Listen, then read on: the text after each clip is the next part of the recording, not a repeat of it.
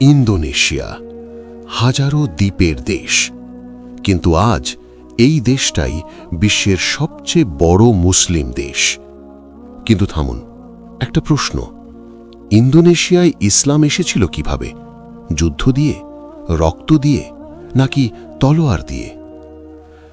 না, একটাও যুদ্ধ হয়নি।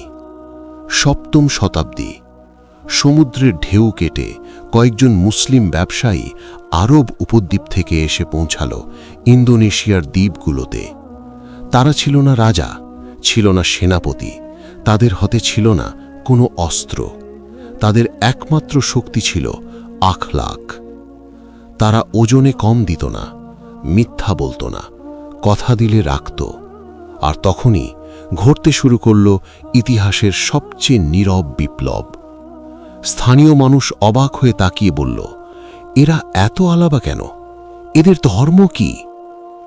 এই প্রশ্ন থেকেই ইসলাম ঢুকে পড়ে মানুষের হৃদয়ে। বাজার থেকে গ্রামে, গ্রাম থেকে রাজ দরবারে। এরপর আসে ওয়ালি সাঙ্গা, 9 জন আল্লাহর ওলি।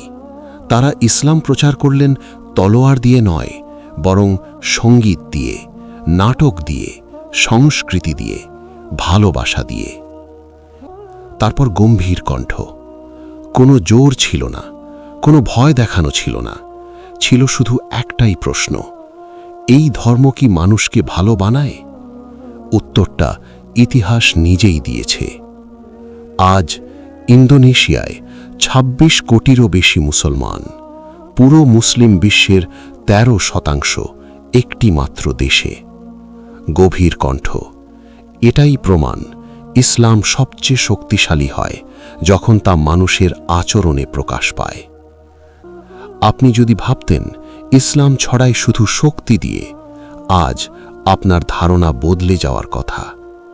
ইসলাম কোনো জোর নয়, ইসলাম একটি জীবনধারা।